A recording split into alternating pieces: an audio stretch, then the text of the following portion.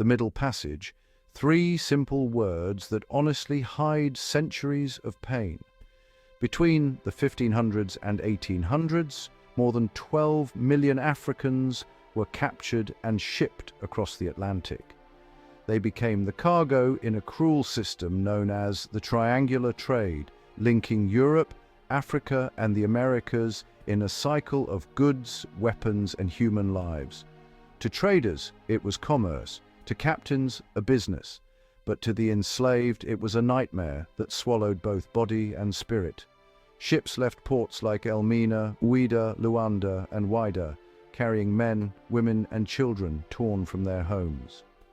What began as a voyage for profit became an ocean of suffering, a floating graveyard stretching from the Gulf of Guinea to the Caribbean.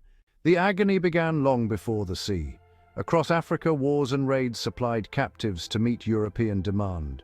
Some were prisoners of war, others kidnapped or betrayed by rival chiefs seeking guns and goods. Bound in chains, they were forced to march hundreds of kilometers to the coast, through forests, heat, and hunger. Many died along the way. Those who survived reached European forts such as Elmina and Cape Coast. The forts looked like castles, but inside were dark dungeons reeking of blood and despair.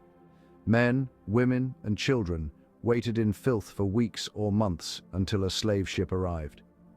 When it did, the captives were brought out, examined like animals, and branded with hot irons, a mark that erased their identity and declared them property. The ships were not built for humans, but for profit. Captains chose between loose packing, fewer captives, but higher survival, or tight packing, cramming bodies for maximum gain. Most chose tight packing. Below deck, people lay shoulder to shoulder, shackled, barely able to sit. The ceiling was less than a meter high. Heat and disease filled the air. Food was rotting beans or maize, water scarce, and anyone who refused to eat was beaten. Each vessel carried 300 to 600 people, some more than 1,000. Guards stood above with whips and guns, watching over the misery below. Yet even there, hope flickered, in whispers, in prayer, in songs of home sung softly through the dark. Life below deck was another world, one of darkness, fear, and disease.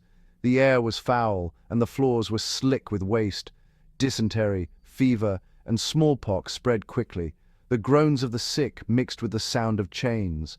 When storms struck, captives were thrown against one another, unable to move. Some refused food or water as protest, others leapt into the sea, preferring death to slavery. Traders called it madness, but it was courage, the final act of free people choosing their own fate. There were moments of quiet defiance, too. Secret songs, shared memories, silent prayers whispered toward the homeland, fading behind them. Even chained, they fought back. Records show that about 1 in 10 ships faced uprisings. Captives used nails, chains, or even just their bare hands to fight guards. Some revolts were crushed, others nearly succeeded. In 1730, a mass revolt broke out on a British ship off West Africa. Over 100 Africans seized the deck and battled for control. Though defeated, their bravery echoed across the ocean. Later, the Amistad Rebellion of 1839 became a global symbol of resistance, reminding the world that even in captivity, the human spirit refuses to die. The Atlantic became a mass grave.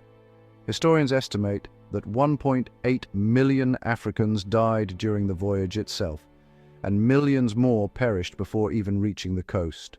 Those who fell sick were thrown overboard. Sharks followed slave ships, feeding on the bodies.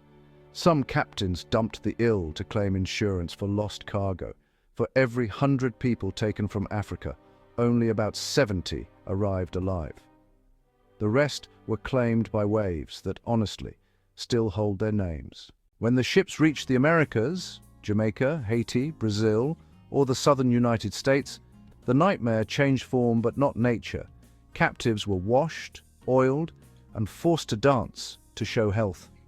On the auction blocks, families were torn apart, children sold separately, names replaced with new ones. Yet, even in bondage, Africa survived. The enslaved carried their memories, languages, and rhythms into the New World. Out of pain, they built new identities, blending African roots with new realities. Their music became gospel and blues. Their strength built nations. Their legacy reshaped continents. The Middle Passage was more than a voyage. It was humanity's descent into greed and cruelty. But, it was also a story of endurance. Every name lost at sea was a heartbeat, a story, a song never forgotten. The Atlantic still whispers their memory in every tide. From bondage rose resilience. From suffering came strength. From loss, a living heritage that spans the world.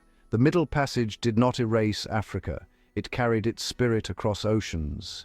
Let us remember those who were taken, those who resisted, and those who survived. Subscribe to Journey Through Africa to uncover more untold stories.